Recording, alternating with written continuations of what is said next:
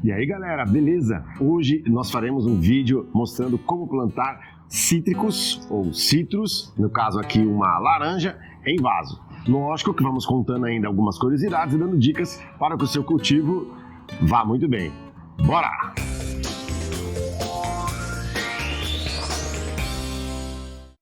A laranja é um fruto de diversas plantas do gênero Citrus, que pertence à família das rutáceas, sendo principalmente o híbrido da espécie Citrus maxima, que é o famoso pomelo, e do Citrus reticulata, que é a famosa tangerina.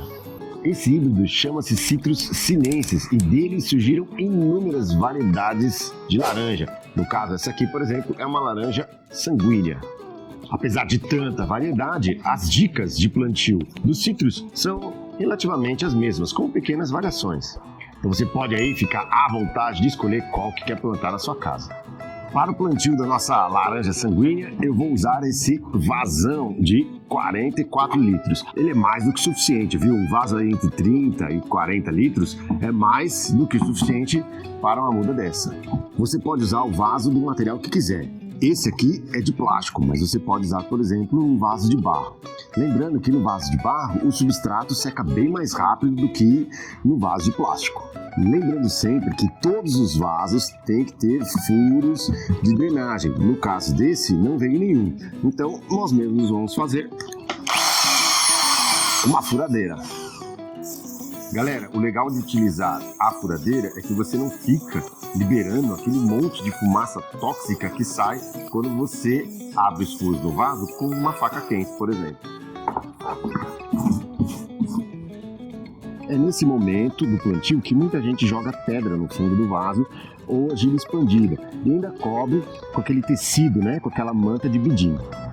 Pois dizem que isso aumentaria a capacidade de drenagem do vaso, ou seja, aumentaria a intensidade do fluxo de água, né? Quando rega ou chove, não ficaria encharcado. Agora, alguns de vocês ficaram chocados. Saibam que as novas pesquisas mostram que isso, na verdade, não muda muito não, a drenagem do vaso. O que realmente melhora ou piora a drenagem é a qualidade do próprio solo. Se é um solo mais argiloso, se é um solo mais arenoso, isso vai influenciar muito mais a velocidade do fluxo de água dentro do vaso ou a capacidade de drenagem do que propriamente as pedras no fundo do vaso. Então eu particularmente não uso pedras no fundo do vaso para a drenagem. Então fiquem ligados que em breve lançaremos inclusive um vídeo só sobre os mitos da jardinagem e do cultivo de plantas em vaso. Uma dica que eu dou caso as pessoas se incomodem com a saída de terra do vaso para o chão e acaba sujando um pouco o quintal ou a casa, dependendo de onde vocês coloquem, é colocar um papel toalha. Você pode recortar e colocar um pedacinho de papel toalha nos furos, porque naturalmente com o passar do tempo vai se formando torrões, o solo vai se agregando e aí ele para de sair terra. E o papel toalha, com o tempo, ele também vai se desmanchar e vai sumir. Então ajuda no início a não ficar vazando terra e sujando o chão da sua casa, o chão do seu quintal com terra. Eu não coloco isso também porque aqui, ó, também é terra do lado de fora. Agora sim, vamos colocar a terra dentro do vaso. Nesse momento, você precisa adicionar uma terra de boa qualidade e também bem adubada. Você pode usar o adubo de sua preferência. No meu caso aqui, eu estou adicionando humus de minhoca, numa proporção no máximo de 1/5 do volume que vai ser adicionado no vaso. Não esqueça, claro, de misturar muito bem.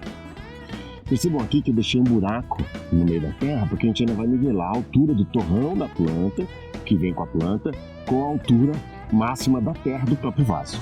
Nesse momento, então, nós rasgamos o saquinho, né, da muda, fazemos o máximo possível para não desmanchar muito o torrão, ok?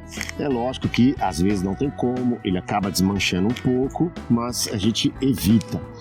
A única coisa indicada é a gente tentar desmanchar um pouco as raízes aqui embaixo, se tiver tudo...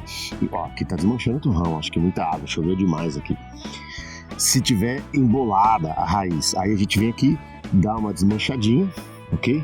Para que ela cresça mais corretamente e aí centralizamos no vaso. Vamos escolher a posição da planta aqui, a melhor posição para ela. Muito bem. O que é interessante agora é que a gente cubra de terra até a linha do torrão. Você jamais vai cobrir o caule aqui.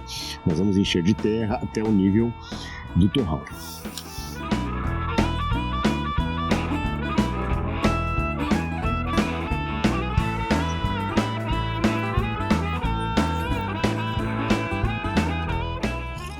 Você pode dar uma leve apertadinha para dar uma assentada na terra, ok? Com as pontas dos dedos, por exemplo, no entorno, mas jamais soque muito a planta, beleza? Galera, percebam aí que eu não coloquei terra até a bordinha do vaso. Eu deixei um espaço para a gente jogar aqui nossa cobertura de solo ou nossa matéria morta, como eu vou fazer agora aqui. Essa cobertura de solo pode ser à base de folhas, de árvores, poda, grama que você tenha parado aí no quintal ou no prédio ou do vizinho. E aí você joga e cobre toda a terra do vaso. Essa matéria morta, ela tem diversos benefícios. Primeiro, protege do sol, então evita com que a terra esquente muito. Mantém a terra úmida por mais tempo, protege as bactérias do solo, então é só vantagem. Olha o resultado final, que bacana que ficou. Outra informação importante, percebam que tem uma vareta aqui, né? Isso é um tutor.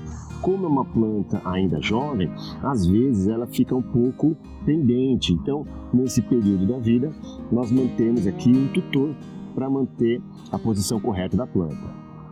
Galera, vocês podem adquirir aí uma muda de citros para vocês plantarem na sua casa de duas formas diferentes. Ou através da germinação da semente, que você escolheu aí, você planta na sua casa, ou através de um enxerto, como é o caso dessa planta aqui.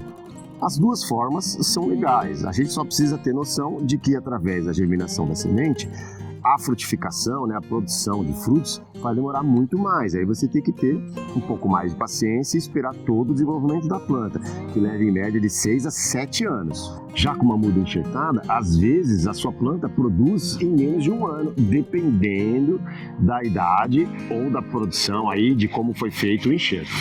Mas sim, vale lembrar que as duas formas, seja por germinação aí da semente ou por enxertia, vão dar certo e vão produzir no seu vaso. Vai depender aí do tempo, do ritmo e da sua pressa. Mais para frente nós mostraremos como fazemos a poda de formação, depois a poda de manutenção dessa planta aqui. Por enquanto eu não vou mexer mais nela, justamente para esperar ela se adaptar ao novo local. Para finalizar, não esqueça de regar muito bem a sua planta.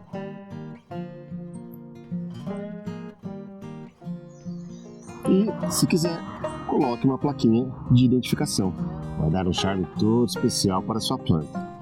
Muito obrigado por assistir esse vídeo até o final. Não esqueça de curtir, se inscrever, compartilhar com os amigos. Considere talvez ser membro do canal Não é Só Horta. Abraços e até o próximo vídeo. Quero agradecer a todos os membros que contribuem com o crescimento do canal e com a produção desse vídeo. Muito obrigado!